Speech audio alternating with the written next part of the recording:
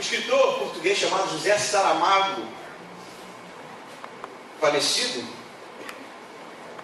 ano passado, escreveu o seguinte: não temos outra coisa que as palavras, somos as palavras que usamos. De certa forma, Saramago tem a dizer nesse enunciado que aquilo que nós dizemos, aquilo que faz parte da história do nosso vocabulário enquanto indivíduo, diz muito daquilo que somos. Somos as palavras que dizemos. E normalmente eu penso, a maneira com que a gente se expressa, a maneira com que a gente se comunica, a maneira com que a gente enuncia alguns conteúdos, de fato, representa aquilo que, enquanto pessoas, mostramos ou demonstramos ser aqueles que estão lá fora. Saramago vai dizer mais, ele diz: as palavras que usamos em maior ou menor percentagem, quantidade ou frequência, acabam por traçar um retrato nosso. Eu não sei se eu concordo com Saramago no sentido de que somos apenas o que dizemos. É claro que as nossas ações, as nossas decisões vão dizer muita coisa sobre nós, mas de fato o conteúdo que sai da nossa boca, e a palavra de Deus diz que a boca sai do que está cheio o coração, fala muito do tipo de pessoa que somos, o tipo de personalidade que temos, o tipo de coisa que sentimos. E justamente nesse tempo, que é o mês de dezembro, mês do Natal, mês de tantas e tantas coisas ditas, mês de tantas e tantas coisas prometidas, algo eu acho tem que se fazer real na nossa vida, que é: que tipo de pessoas refletimos, que tipo de pessoas somos, que tipo de conteúdo, na verdade, existe em nosso íntimo, que nós estamos expressando para aqueles que nos conhecem, para aqueles que nos encontram, e que tipo de coisa essas palavras refletem sobre nós. Natal é algo muito interessante, porque a gente vive um tempo de presentear e ser presenteado, de agradar e ser agradado, de receber, de ir. Mas o Natal consiste, na verdade, em algo que não é muito tangível ou palpável. Embora os presentes, os shoppings, as comidas, as roupas, tudo isso seja muito sólido, muito físico, muito tangível, a mensagem do Natal não é. A mensagem do Natal, o que está por trás do Natal, é algo que se resume na palavra. Palavra. Não é à toa que a palavra evangelho vem do grego evangelium, cuja tradução é boas novas. Palavra. Eu queria conversar com você hoje sobre justamente aquilo que nos define muitas vezes: a palavra. Para isso, eu acredito que você já esteja com a sua Bíblia aberta no Evangelho de Lucas, capítulo 1. Vamos ler a partir do versículo 5. Havia nos dias de Herodes, rei da Judéia, um sacerdote chamado Zacarias, do grupo de Abias.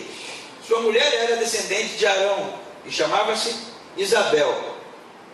Ambos eram justos diante de Deus, irrepreensíveis em todos os mandamentos e preceitos do Senhor, mas não tinham filhos, pois Isabel era estéril e os dois eram de idade avançada. Aconteceu que, exercendo ele as funções sacerdotais perante Deus na ordem do seu grupo, coube-lhe por sorteio, conforme o costume do sacerdócio, entrar no santuário do Senhor para oferecer incenso. E toda a multidão estava orando do lado de fora, na hora em que se oferecia incenso. Então apareceu-lhe um anjo do Senhor em pé à direita do altar do incenso. Ao vê-lo, Zacarias ficou perturbado e teve muito medo. Mas o anjo lhe disse: não temas, Zacarias, porque a tua oração foi ouvida, e Isabel, tua mulher, te dará luz a um filho, e tu chamarás João. terás alegria e satisfação, e muitos se alegrarão com o nascimento dele, porque ele será grande diante do Senhor, não beberá vinho, nem bebida forte, será cheio do Espírito Santo, desde o ventre materno. Ele converterá ao Senhor, seu Deus, muitos israelitas. Irá diante do Senhor no espírito e poder de Elias, para reconduzir o coração dos pais aos filhos, e os rebeldes à prudência dos justos, a fim de construir ou constituir um povo preparado para o Senhor. Então, Zacarias perguntou ao anjo: como terei certeza disso? Pois sou velho, e minha mulher também tem idade avançada. E o anjo lhe respondeu: eu sou Gabriel, e sempre estou diante de Deus. Fui enviado para te falar e te dar essas boas novas. Ficarás mudo, e não poderás falar até o dia em que essas coisas acontecerem, pois não creste nas minhas palavras, que no devido tempo se cumprirão. O povo estava esperando Zacarias, e espantando-se por ele se demorar no santuário. Mas ao sair, Zacarias não conseguia falar com eles. Então perceberam que tiveram uma visão no santuário. Ele lhes falava por gestos e continuava mudo. Terminado o período do seu ministério, voltou para casa.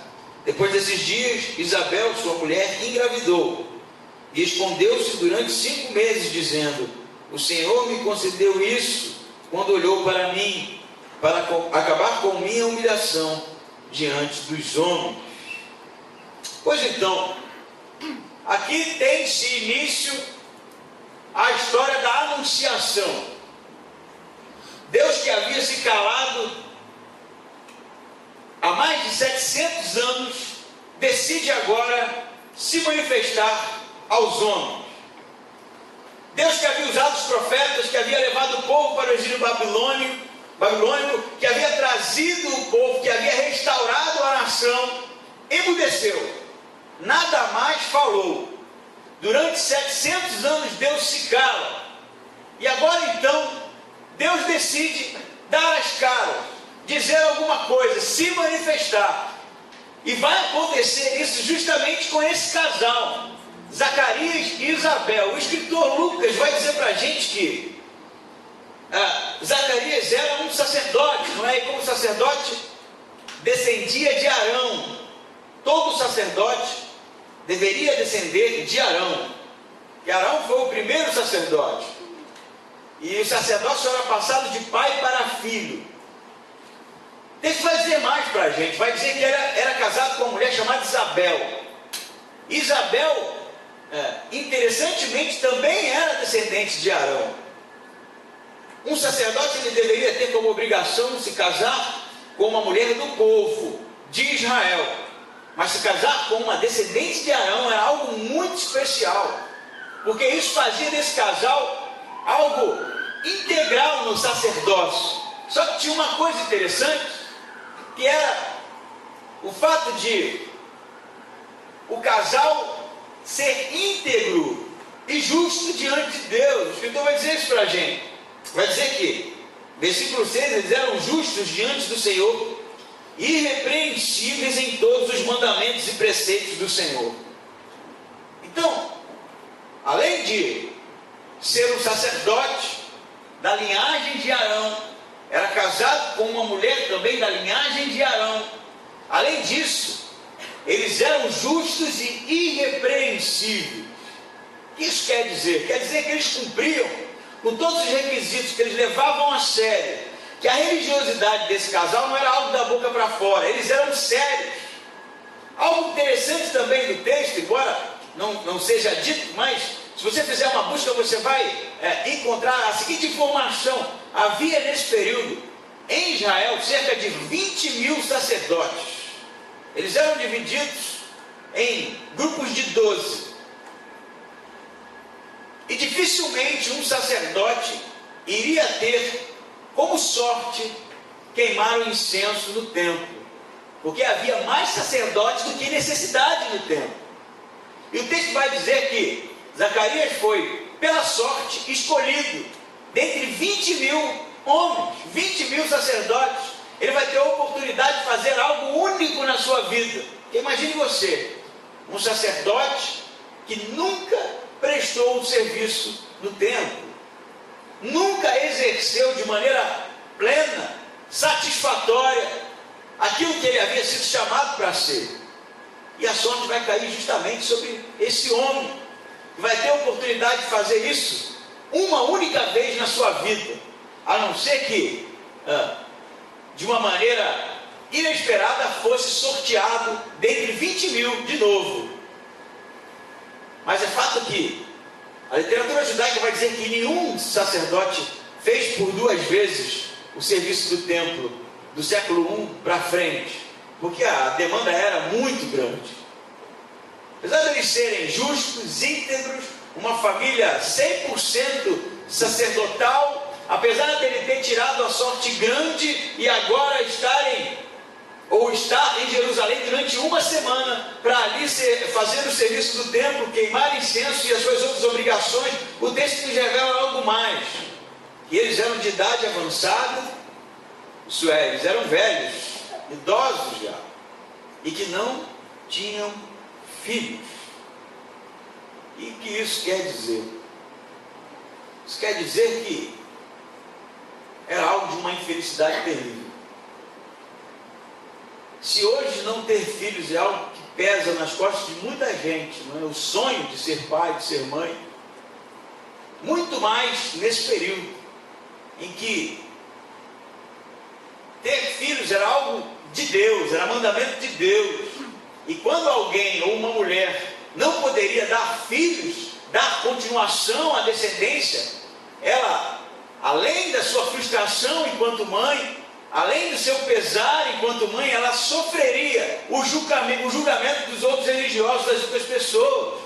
Porque ou uma mulher que não pudesse dar filhos, era como se não tivesse as bênçãos do Senhor. É como se não fosse escutado por Deus. É como se de alguma forma não tivesse a atenção de Yahweh. Esse é o problema dessa família.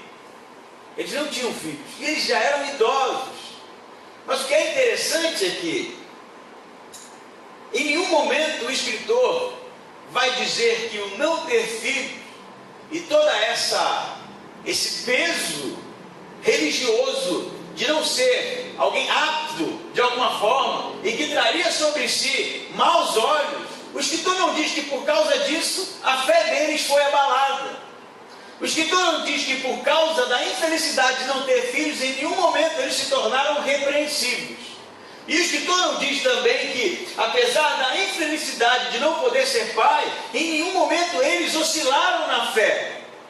Talvez seja esse o diferencial desse casal. Apesar da limitação, apesar da infelicidade, apesar da frustração, apesar, eu posso dizer, da desgraça que vem sobre eles, por não serem pais e não terem como continuar o sacerdócio, eles continuavam justos e irrepreensíveis diante do Senhor. E o que isso quer dizer para a gente? Muita coisa. Por que será então que foi justamente esse casal, em 700 anos de silêncio do Senhor, que não falava a qualquer um, porque justamente esse casal vai ser escolhido para fazer parte da história da salvação do homem? Porque é um casal de velhos e que não tinham filhos, porque não outros? E a resposta está no próprio texto. Porque eles eram justos e irrepreensíveis diante do Senhor. Apesar da sua limitação, apesar dos sonhos não realizados, apesar dos pedidos e das orações não atendidas. E o que isso quer dizer para a gente? Muita coisa. Porque quando o nosso relacionamento com Deus depende dele satisfazer as nossas petições, quando a nossa fé depende das coisas estarem da maneira que a gente acha ser melhor, quando o nosso relacionamento com Deus depende de uma série de, eu diria, acontecimentos da parte de Deus para com a gente, há alguma coisa errada.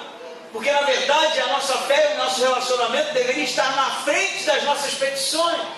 A nossa fé, o nosso relacionamento com Deus deveria estar em grau maior, eu diria, de intensidade do que os desejos atendidos ou não atendidos. Mas, no entanto, tantas e tantas vezes aquilo que a gente chama de fé depende de tantas e tantas coisas acontecerem. Porque quando as coisas não vão bem, eu não vou bem. Quando as coisas não estão do jeito que eu acho alegrável, agradável, feliz, eu também não estou bem com Deus. Quando as coisas não acontecem de maneira que eu sonhei, a minha fé murcha, o meu relacionamento se distancia e eu me torno distante.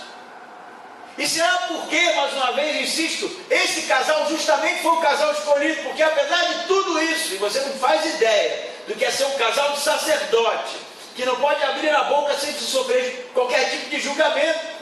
Você não faz ideia do que é ser uma mulher descendente de Arão, esposa do sacerdote, que na visão dos outros não tem a atenção de Deus, a ponto dela mesma dizer no final do capítulo, não é? Ou no 24, depois desses dias Isabel, sua mulher, engravidou, escondeu-se durante 5 meses. E diz o 25, o Senhor me concedeu isso, quando olhou para mim, para acabar com minha humilhação diante dos homens.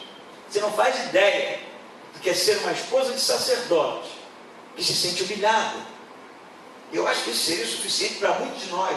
Se quer conseguir orar, se quer conseguir orar. Mas você sabe o diferencial deles? E apesar da sua humilhação, eles eram irrepreensíveis e justos diante do Senhor. E você? Sua fé depende de algumas coisas? Será que a sua fé depende das orações atendidas? Será que a sua fé depende das contas pagas?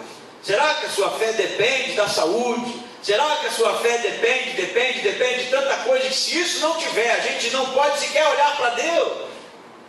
Porque se for assim, tem algo errado com a gente. Porque a história da revelação de Deus e a revelação máxima que é o seu Filho manifesta a nós tem a ver com pessoas extremamente limitadas, extremamente incapazes, extremamente aquém da condição mais esperada por um indivíduo, e no entanto permaneciam firmes. Essa semana eu contei no grupo, me aconteceu algo inesperado. Eu saía de casa para o estudo na casa do André e da Patrícia, e quando eu estava saindo, uma senhora me abordou, porque estava trabalhando e ela precisava colher algumas informações. Então ali eu peguei os documentos e a atendi. E na hora dela ir embora, ela fez um comentário, porque eu disse na hora de preencher o formulário qual era a minha profissão. Eu sempre tenho um problema nessa hora, né? Porque pastor é profissão, né? E aí eu fico meio sem saber o que responder. Eu falei assim, não é profissão, eu sou pastor. Aí ela falou, você é formado em teologia? Eu falei, sou bacharel em teologia. Ela preencheu, e quando ela falou bacharel em teologia, eu pensei, ela conhece a linguagem, né? Então deve ser crente. Eu perguntei se ela era de alguma igreja, ela disse que era. E continuou colhendo as informações. Na hora dela ir embora, ela fez um comentário assim, ore por mim, porque eu tenho passado um tempo muito difícil, eu não consigo orar mais. Né? É óbvio que eu não deixaria embora, né? Eu falei assim, eu não ouvi. Veio mais para perto, porque ela já estava saindo, não estava já no portão. Aí ela veio, cabeça baixa, e aí comentou de novo. Eu falei, mas o que aconteceu? Ela contou a história dela, crente já há alguns anos, e perdeu um filho, um câncer. Disse que ele teve as pernas amputadas primeiro, parece que estava reagindo, ela sempre orando, a igreja orando.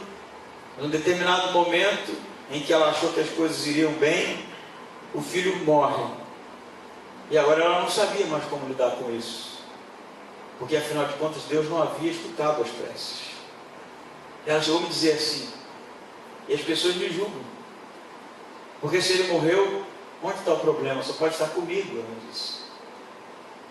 E eu ali fiquei em uma situação complicada, porque é muito fácil a gente vomitar premissas teológicas para afirmar algumas coisas, mas uma mãe que perdeu um filho é algo muito diferente disso, né? E na nossa conversa eu disse para ela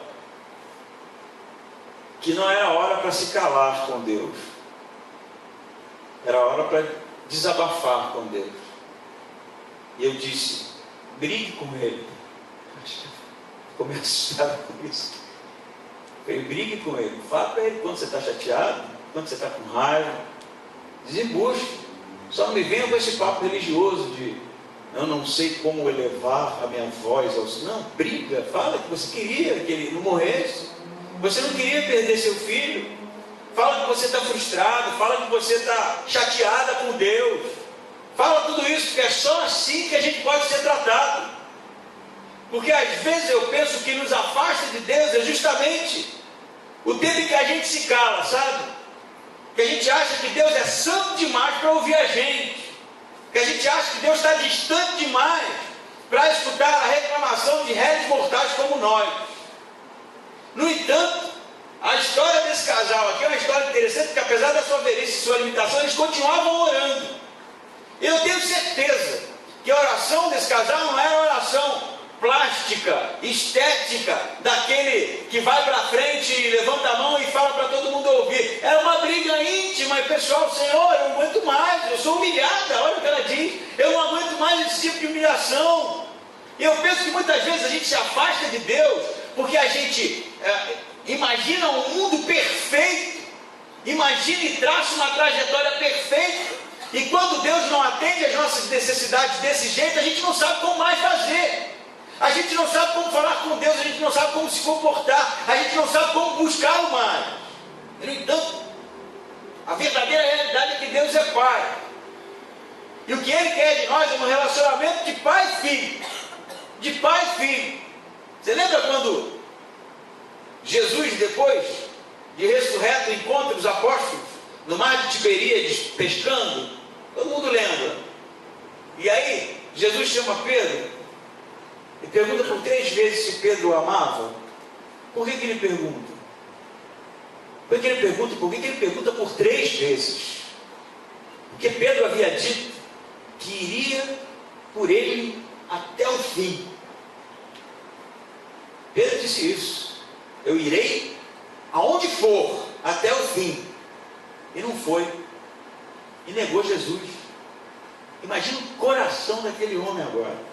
Imagina o estado emocional daquele homem, a frustração daquele homem, que sequer poderia orar, que sequer poderia olhar Jesus nos olhos. Sabe o que acontece? Jesus aparece no mar, no mar de Tiberíades, chama Pedro para conversar e diz: Pedro, tu me amas mesmo? Lembra daquela conversa que a gente teve? Lembra quando você disse que iria até o fim? Tu me ama mesmo? Eu não te amo. Eu não te amo, é o que Pedro vai dizer, embora em português esteja eu te amo, eu te amo, eu te amo. Mas no grego o que Pedro está dizendo é que não amava como ele disse que amava. E só depois de 3 vezes perguntado é que Jesus vai dizer para Pedro assim: você vai aprender a me amar.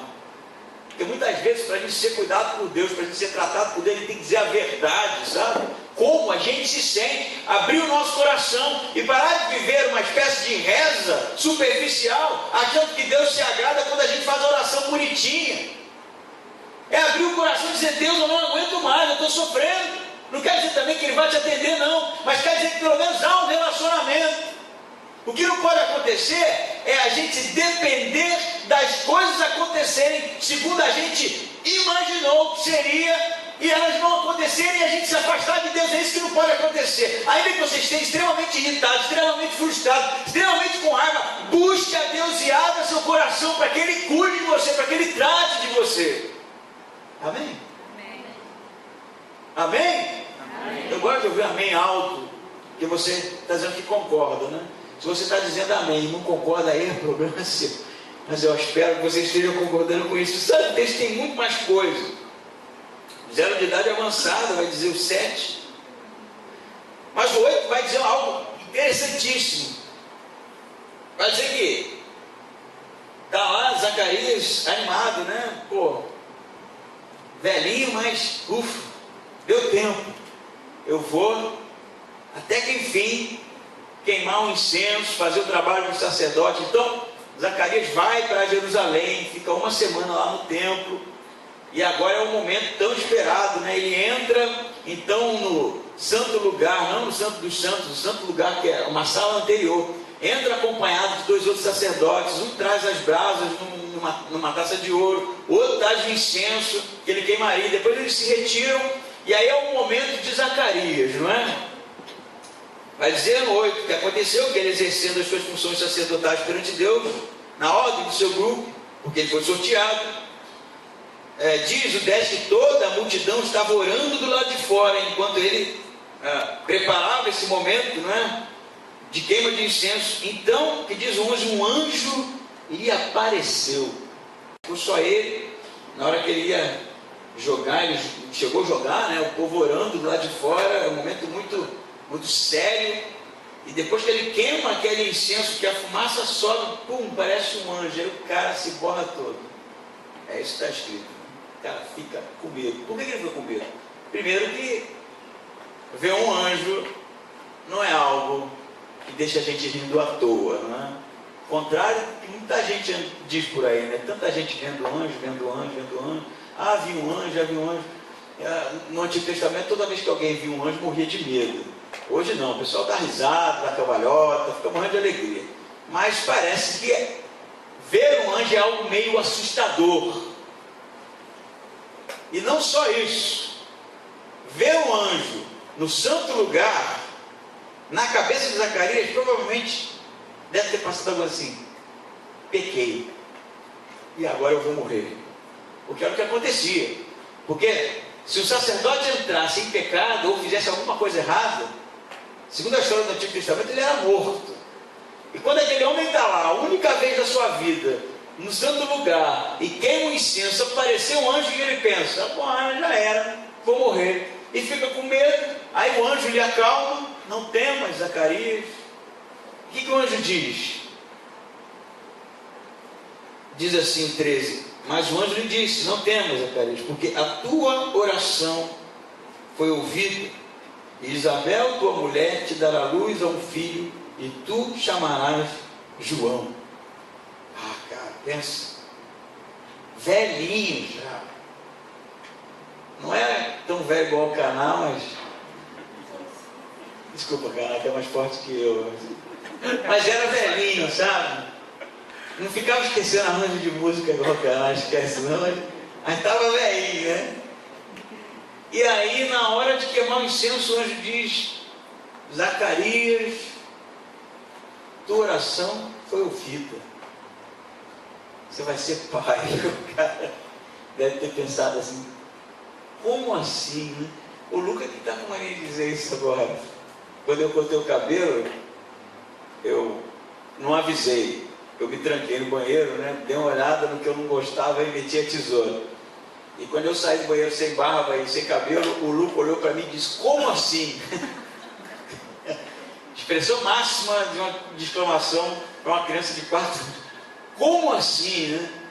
Provavelmente é o que Zacarias conseguiu falar aqui. Como assim? Eu já sou velho, minha esposa também, né? Mas você sabe que uma pergunta que fica aqui é: que oração que foi ouvida de Zacarias?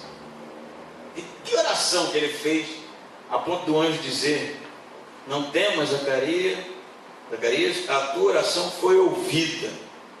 Vamos imaginar um velho, que era Zacarias, eu não tenho ideia de idade aqui, mas vamos supor que bondosamente tivesse uns 70 anos. Velho, né? Um casal bem velho, senhores já, terceira idade, coral dos anciãos,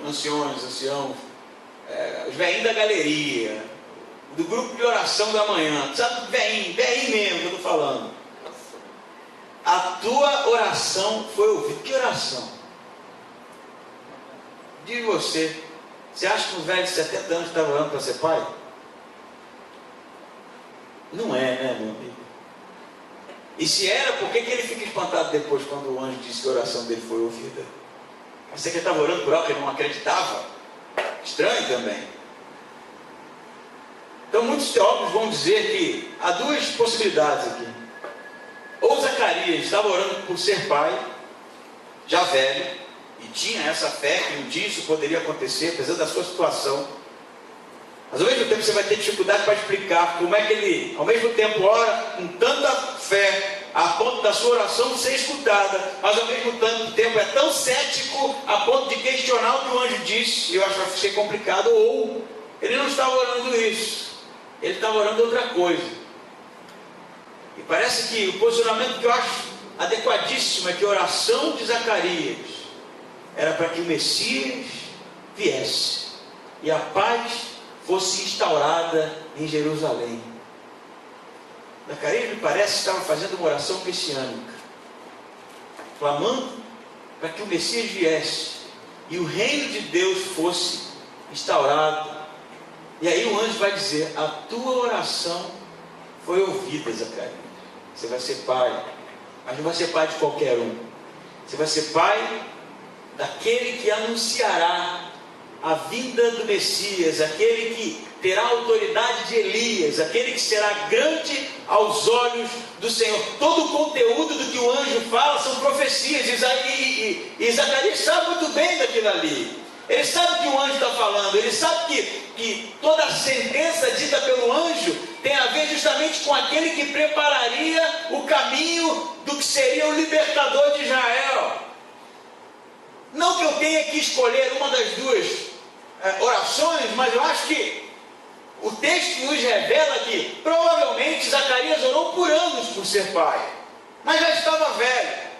Mas era um homem tão digno, era um homem tão envolvido, que agora orava para que o Messias viesse e o reino de Deus fosse instaurado. E a resposta de Deus é: a sua oração foi ouvida, Zacarias. Não só o Messias virá, mas você fará parte disso e será pai mesmo na velhice. E o seu filho será grande diante do Senhor, e ele preparará o caminho do Messias. Percebe o negócio? Uma oração provavelmente foi feita na sua juventude, mas por causa da sua perseverança e fidelidade com Deus, agora vai ser dado por Deus muito mais do que atender uma pequena oração de alguém que não pode ser pai. Ele vai fazer parte da trajetória, da história de Deus revelado ao homem. Por quê? Porque Zacarias não era um homem que pensava só em si. Porque Zacarias não era um homem que estava limitado a olhar para as suas necessidades e achar que aquilo era o fim do mundo. Porque Zacarias era alguém que se preocupava de fato com o reino de Deus, se preocupava de fato com a revelação de Deus aos homens, se preocupava de fato com a libertação do seu povo. Por isso Deus escuta, por isso Deus ouve, por isso Deus vai aqui agraciar Zacarias e Isabel de uma maneira impensada por nós. Porque Jesus mesmo vai dizer que de nascido de mulher não existe ninguém maior que João Batista. Não existe ninguém maior que João Batista, que era um homem tão cheio do Espírito Santo que chegou a ser confundido com o Messias. És tu o Messias? Não. Messias virá, vai dizer João Batista. Mas por quê? Justamente, além de ser um casal sacerdotal, além de ser pessoas que não tinham filhos, não tinham, quem sabe, os bons olhos da sua comunidade, da sociedade onde viviam, mas eram fiéis e não pensavam só em si. Seus olhos estavam no reino de Deus, porque todos aqueles que participaram de alguma forma desses episódios iniciais eram pessoas que estavam clamando para que o reino de Deus chegasse. É chegado o reino de Deus. Não é à toa que o anjo diz, não é? A tua oração foi ouvida, e ele vai dizer que você terá alegria e satisfação no 14. No 15 ele diz: porque ele será grande diante do Senhor, cheio do Espírito Santo desde o ventre. 16 diz que ele converterá ao Senhor, seu Deus, muitos israelitas. No 17 diz que ele irá diante do Senhor no poder de Elias, para reconduzir o coração dos pais aos filhos, os rebeldes à prudência dos justos, a fim de constituir um povo preparado para o Senhor. Então, depois que Zacarias tem o seu questionamento, e aí o anjo vai dizer no 19: eu sou Gabriel, e estou diante de Deus, fui enviado para te falar e te dar o quê? O que ele foi enviado para dar o quê? O Evangelho. Boas novas, Evangelho, o Evangelho. Eu sou Gabriel, eu sou o anjo que está diante do Senhor, e eu fui enviado a você, Zacarias, para te dar o Evangelho. Pensa nisso. de homem era Zacarias? Que tipo de homem? Cuja boca estava o intenso desejo do reino de Deus. O intenso desejo do reino de Deus. E nós? Dezembro está aí, Natal se aproxima, independente da data, ser a data ou não. Isso que arde no nosso coração. Que tipo de oração é intensa no nosso íntimo? Que tipo de pedido a gente tem colocado diante de Deus? É uma preocupação genuína para com o reino. É uma preocupação genuína para que o reino de Deus seja instaurado, para que as boas novas sejam pregadas. É uma preocupação de fato com aquilo que é pertinente ao coração do Pai. Eu me lembro de um tempo em que o Luca ainda estava na barriga da Lidiane, não era João Batista não, mas estava lá, fruto de uma promessa, quem sabe, pedida por mim, né? Desejo do meu coração durante tanto tempo, que eu fui ser pai bem velhinho, né? Não tão velhinho quanto alguns, mas bem velhinho. E a primeira ultrassonografia que eu fui, eu tremia de medo, porque eu tinha medo de ter algum problema. Eu não sei vocês, que já são pais, mas eu fiquei com medo da sonografia. Eu falei, cara, vai que tem alguma coisa errada, né? E eu fui assim, mistura de medo com ansiedade, e não tinha nada de errado, mas eu fiquei assim, muito espantado com a velocidade da batidinha do coração do bebê. O pessoal que já viu ou já foi em ultra sabe como é, né? O bebezinho tem um coração que bate bem rapidinho. É assim? Não é assim, né? É quase isso, né? Vai ver que o Lucas estava tão ansioso quanto eu queria ver o papai também, né? Mas estava bem acelerado. E aí eu falei, é assim mesmo, né? Maria de primeira viagem é fogo, né? É assim mesmo? Não, ela é assim mesmo, o coraçãozinho dele é pequenininho, ele bate bem veloz. Tá? E eu fui embora pensando, né, como é interessante a maneira com que a gente foi criado, né? Depois a gente vai ficando mais velho, vai ficando mais cadenciado, né? O coração vai ficando mais cadenciado, inclusive tem uma hora que ele para, né? E a gente morre. Mas eu acho que nessa história de coração que pulsa rapidinho, que vai cadenciando à medida que a gente vai amadurecendo, envelhecendo, a pergunta que eu me fiz é: será que o meu coração ele pulsa na mesma pulsação que o coração de Deus? Entende? Porque parece que coração, não que Deus tenha um coração, esse é um antropomorfismo, não é uma figura de linguagem, mas Deus tem um time, porque Ele tem um desejo, Ele tem um plano, Ele tem algo que já foi revelado para nós, que Ele arde em intensidade de ver acontecer. E a minha pergunta é: será que o nosso coração ele pulsa no mesmo time, na mesma cadência que o de Deus? Será que a gente sonha com as mesmas coisas que Deus? Será que a gente se preocupa com as mesmas coisas que Deus? Será que a gente sofre com as mesmas coisas que Deus? Ou será que o nosso coração está extremamente descompassado, desarranjado, distante daquilo que Deus sonha, daquilo que Deus quer, daquilo que Deus almeja? Essa é a pergunta, porque me parece que o coração de Zacarias estava pulsando na mesma intensidade que o de Deus, e ele pedia algo que estava no coração de Deus, ele clamava por algo que Deus também tinha desejo que visse acontecer, e agora as coisas parecem que se arranjam, se harmonizam. Tenha bom ânimo, Zacarias, a sua oração foi ouvida, serás pai, mas não pai de qualquer um. Seu nome vai entrar para a história da salvação da humanidade. Seu nome vai entrar para a história do Deus revelado, da revelação máxima de Deus aos homens, porque foi fiel e porque o teu coração está aqui junto com o meu. Eu penso que é isso que falta na gente tantas vezes, sabe? Nosso coração bate por muita coisa, está apegado em muita coisa, e a gente se esquece de perguntar para Deus se de fato é esse tipo de pulsação, de cadência que Ele deseja da gente. O texto ainda fala mais. Ele vai dizer o seguinte: que Zacarias tem medo, o anjo o acalma, vai dizer para Zacarias todo esse conteúdo que eu li para vocês, E no 18, Zacarias dá uma oscilada, né?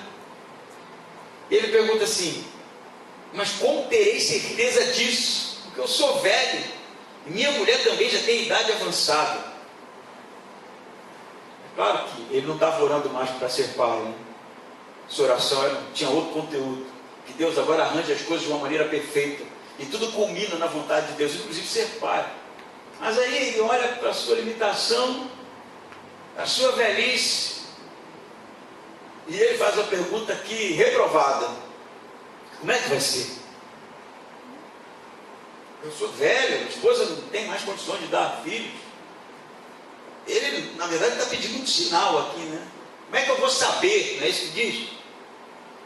Então Zacarias perguntou ao anjo: Zacarias, como terei certeza disso? Cara, tudo bem, há um certo ceticismo de Zacarias por causa da sua limitação. Então, o ceticismo de Zacarias não é que Deus pudesse ou não pudesse fazer isso, porque ele sabia que ele é um sacerdote. Ele conhece a história do seu povo, ele conhece a história de Abraão, que era velho e teve filhos, ele conhece a história de Sansão, que a história sentiu a impossibilidade de ter filhos, ele sabe de tudo isso. O que ele está perguntando aqui é outra coisa. Eu sou velho, minha esposa é velha, eu sei que não tem condições nenhuma, você está dizendo que eu vou ter um filho. Como é que eu posso ter certeza? Como é que eu posso sair desse lugar aqui convicto, certo de que isso vai acontecer mesmo? Me ajude. E é o questionamento reprovado aqui. Por que um questionamento reprovado? Porque, por favor, você está no santo lugar, coisa que você ia fazer uma única vez na vida, parece um anjo para você, e diz que isso vai acontecer. Eu acho que para mim seria o suficiente. Um anjo apareceu e disse: Josi, você vai ser filho de novo, vai ter um filho de novo. Eu ia acreditar. Embora eu já tenha aceitado que a minha história é muito parecida com a de Abraão, serei pai de uma grande nação, mas filho da promessa vai ser um só, né? Você não viu disso, né? É porque ele falta conhecimento bíblico. Não sei se você quer saber do que eu estou falando. Mas se me falasse, como eu vou questionar uma coisa dessa? Foi um anjo que disse, e foi qualquer anjo, foi Gabriel que disse. Mas ele oscila. Sabe por que ele oscila? Eu vou lhe dizer, porque a única coisa que ele tem é uma promessa.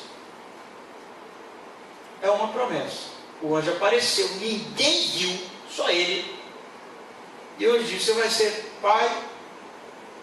E ele: tá, mas me dá alguma coisa. Como é que eu vou ter certeza disso? Me dá um sinal. Eu preciso de algo mais. Porque só uma promessa, como é que eu vou conviver com isso? Só uma promessa. E ele quer uma materialização, quem sabe, sólida, física, de que isso vai acontecer. Assim, eu entendo o cara. Por causa da sua limitação, é óbvio que ele quer algo mais, ele quer alguma coisa para sair dali e mostrar para as pessoas aqui. O anjo disse que eu vou ser pai, olha só o que ele me mostrou, o sinal é esse aqui, ele fez nascer um par de asas nas minhas costas, ou ele, alguma coisa. Mas não, ele ia sair de lá só com uma promessa. E quem sabe, para dizer para as pessoas, tamanha era a sua felicidade, não seria suficiente. Ele precisava de algo mais. E aí que está o problema. Porque o Evangelho, as boas novas, que o anjo veio para anunciar a esse homem, se tratava única e simplesmente de promessas. Porque a história da revelação de Jesus é toda feita em cima de promessas. Promessas. Os profetas prometeram, desde o início. Moisés prometeu: virá alguém maior do que eu. Isaías prometeu: virá alguém que levará os pecados sobre si, padecerá, mas vencerá a morte. É promessa. Jesus veio, a promessa foi cumprida. Ele morre naquela cruz, ele carrega sobre si as nossas transgressões, ele ressuscita no terceiro dia, ele aparece aos apóstolos, ele dá uma ordem, e ele promete de novo voltar e salvar o pecador, e instaurar o seu reino, e estar de novo junto conosco na mesa, ceando, estando junto com Deus para toda a eternidade. E a única coisa que você tem é uma promessa, só isso. E a gente desconfia, como ele. Sabia disso? Que a gente desconfia da promessa, como ele. E eu tenho certeza que se aparecesse um anjo para a gente aqui, ia ficar todo mundo mudo. Que a gente vive desconfiando das promessas de Deus. A gente vive desconfiando dos planos de Deus. A gente vive desconfiando da história do Evangelho. Porque se a gente não desconfiasse, eu tenho certeza que a gente ia viver dando saltos de alegria, porque chegou a salvação, porque é chegado o reino de Deus. A gente não teria tempo para outra coisa, a gente não se preocuparia com outra coisa, porque afinal de contas, Cristo ressuscitou, levou sobre si os meus pecados, eu estou salvo para toda a eternidade, e essa vida aqui é tão passageira, então o que me importa? Mas a gente não vive assim, que a gente desconfia. E aí quando se desconfia, a gente pede um sinal, a gente precisa de alguma coisa, a gente precisa prover, de certa forma, algo que nos baste, que faz com que o nosso coração fique em paz. E quando essas coisas não acontecem, a gente fica como ele, desconfiado. Como será então? Afinal de contas, como é que eu posso ter certeza? E a gente vive uma espécie de evangelho superficial, plástico, estético. Concorda comigo? Você vai concordar porque eu estou falando a verdade? É assim que a gente vive. A gente vive uma fé cética. A gente crê descrendo. Já usei essa expressão, acredito uma vez pregando. Mas que a nossa fé é ao contrário ao que Einstein disse. A gente joga dados para ver se cola. Porque se colar, a gente está bem, né? Se não colar, vida que segue. No entanto, a única coisa que sobra para nós no Evangelho são promessas. Promessas que a gente deve se agarrar com unhas e dentes, depositar toda a nossa esperança, não negociar em hipótese alguma. Hipótese alguma. Eu trouxe um livro para você, não para você, o livro é meu, né? Eu dificilmente lhe darei. Mas, não quer dizer, vai que você insista. Eu vou ler um pedaço para você e eu quero saber como você vai se sentir depois dessa leitura. O livro é esse aqui. O Triângulo do Reino, de J.P. Morgan. Esse homem é um filósofo cristão, apologeta, um homem muito sério, conceituadíssimo, batista, por isso também muito conceituado, sério. E ele, no capítulo 1 do seu livro, ele vai contar uma história aqui. Eu vou ler para você o livro. Todo? Não, todo não. Só o capítulo 1, um pedaço. Pode ser? Se quiser alguma todo, mas eu acho que você vai aguentar. Ele vai dizer o seguinte: Ellen Roosevelt, médica da Irlanda do Norte, serviu como missionária no Zaire, África, e adjacências durante algum tempo. Eis a história nas palavras de uma testemunha ocular, de uma bolsa de água quente. Uma noite, na África Central, esse é o testemunho da missionária, lutei muito para socorrer uma paciente da maternidade. Apesar de tudo o que podíamos fazer, no entanto, ela faleceu, deixando-nos um pequenino bebê, um bebê prematuro, e a filha de 2 anos, chorando sem parar. Seria difícil manter o bebê com vida. Não tínhamos incubadora, não tínhamos eletricidade para fazer funcionar uma incubadora, nem equipamentos especiais de alimentação. Embora vivêssemos na linha do Equador, as noites eram sempre frias, cheias de correntes de ar traiçoeiras. Um aprendiz de parteira foi até a caixa de mantimentos de bebês, a fim de pegar um tecido de lã de algodão para embrulhá-lo. Outra foi atiçar o fogo e encher uma bolsa de água quente. Voltou logo depois aflita, contando que, quando tentou encher a bolsa, ela estourou. A borracha já se deteriorara. E assim, se deteriora fácil em climas tropicais. E era nossa última bolsa de água quente, ela exclamou. Como no Ocidente, não adianta chorar sobre o leite derramado, na África Central, seria possível dizer que não adianta chorar sobre a bolsa de água quente rebentada. Ela não dá em árvores e não existem farmácias à beira das trilhas abertas na floresta. Tudo bem, respondi. Coloque o bebê o mais perto do fogo que você conseguir, sem pôr em risco sua segurança. Durma entre ele e a porta para mantê-lo livre das correntes de ar. Sua tarefa será conservar o bebê aquecido. No meio-dia seguinte, como de costume, reuni-me para orar com as diversas crianças órfãs que me acompanhavam. Levantei vários motivos de oração e contei às crianças sobre o bebê. Expliquei nossos problemas para mantê-lo aquecido, mencionando a bolsa de água quente.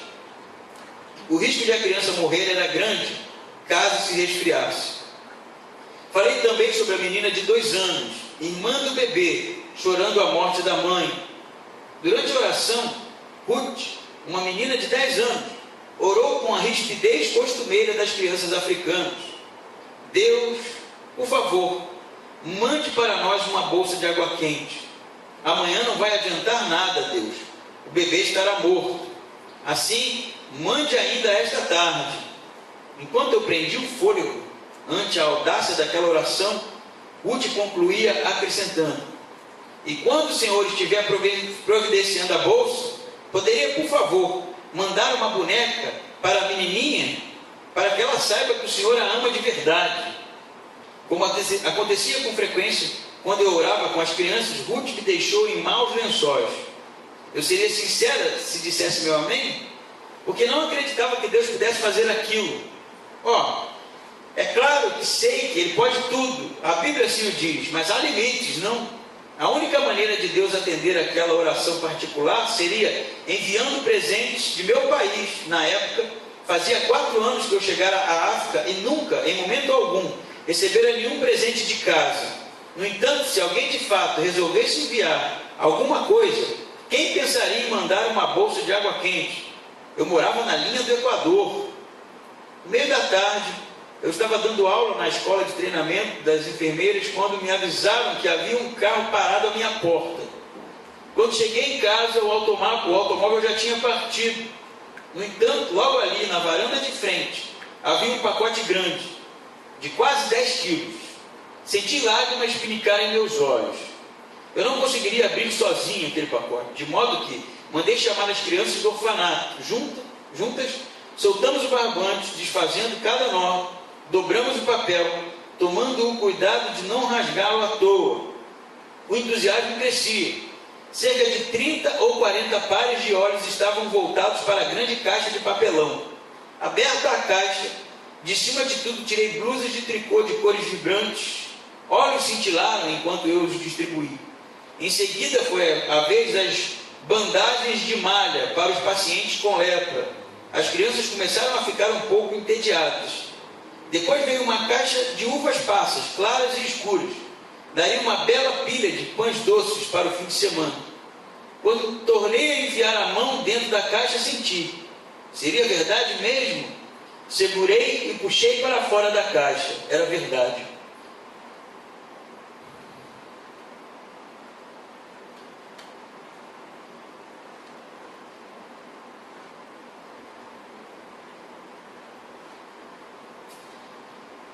Uma bolsa de água quente novinha em folha.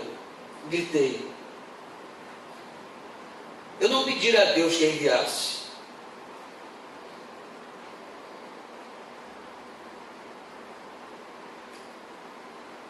Não crera que Ele de fato o fizesse. Ruth estava na fileira da frente das crianças. Ela correu em minha direção exclamando: se Deus mandou a bolsa, deve ter mandado a boneca também. Revirando o fundo da caixa, ela tirou de lá uma pequena boneca trajando um lindo vestido. Os olhos da menina brilhavam. Ela jamais duvidara. Voltando-os para mim, indagou: posso ir com você, mamãe? Dar a boneca para aquela menininha? Para que ela saiba que Jesus a ama de verdade. O pacote de presentes fora despachado havia 5 meses por minha antiga classe de escola dominical, cujo líder ouvira a ordem de Deus e obedecera enviando uma bolsa de água quente, mesmo que o destino fosse o Equador. Uma menina colocara a boneca no fundo da caixa como presente para alguma criança africana. 5 meses antes, em resposta ao pedido, tudo que temos são promessas. Creia e confie em Deus. Vamos orar? Senhor Deus e Pai,